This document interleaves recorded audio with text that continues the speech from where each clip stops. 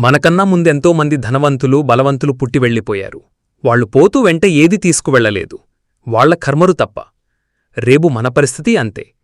మన జీవితంలో ఎంతో కష్టపడి సంపాదించుకునే ఆస్తులు, అంతస్తులు, పేరు ప్రఖ్యాతులు ఇవన్నీ మనతో పాటే ఉన్నాయని అనుకుంటాం. కాని నిజానికి అవి మనకు సేవకులు మాత్రమే, యజమానులు కాదు. ఎంతోమంది చక్రవర్తులు, ధనవంతులు ఈ భూమిని పాలించారు. వారి భవనాలు, సంపదలు, రాజ్యాలు అన్ని చరిత్రలో మిగిలిపోయాయి. వారు పోయినప్పుడు వెంట తీసుకెళ్ళింది ఏమీ లేదు.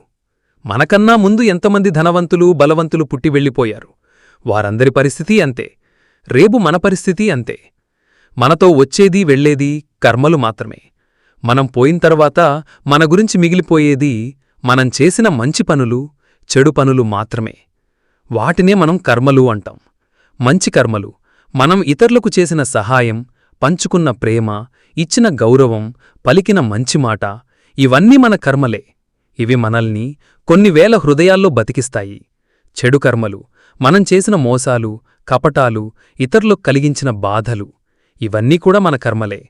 ఇవి మన పేరును, మన జ్ఞాపకాలను మసకబారుస్తాయి.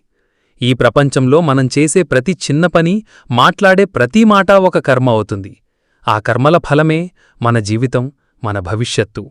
మనం మట్టిలో కలిసిపోయినా మన కర్మలు మాత్రం మిగిలిపోతాయి. బంధం గుండెల్లో ఉండాలి, గుప్పెట్లో కాదు. మనం బతికి ఉన్నప్పుడు మన చుట్టూ ఉన్న బంధుమిత్రులు, కుటుంబ సభ్యులు మనకు గుప్పెట్లో ఉన్నారని అనుకుంటాం. కాని నిజమైన బంధాలు గుండెల్లో మాత్రమే ఉంటాయి. మన సంపాదన చూసి దగ్గరైన బంధాలు, మన అధికారం చూసి పలకరించిన స్నేహాలు ఇవన్నీ గుప్పెట్లో బంధాలే. మనం పోతే అవి కూడా గుప్పెడులా విడిపోతాయి. కాని మన హృదయం నుంచి ప్రేమతో ఏర్పడిన బంధాలు శాశ్వతంగా గుండెల్లో నిలిచిపోతాయి.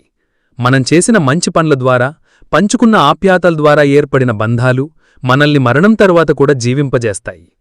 ఈ సత్యాన్ని అర్థం చేసుకుంటే మనం ఈ క్షణాన్ని విలువైందిగా మార్చుకుంటాం.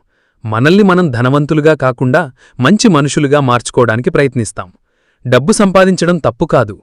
కాని మన జీవితానికి డబ్బు మాత్రమే గమ్యం కాకూడదు. మనల్ని మనం సంతోషంగా ఉంచుకోవడమే నిజమైన సంపద. ఇతరులను సంతోషపెట్టడమే నిజమైన బలం.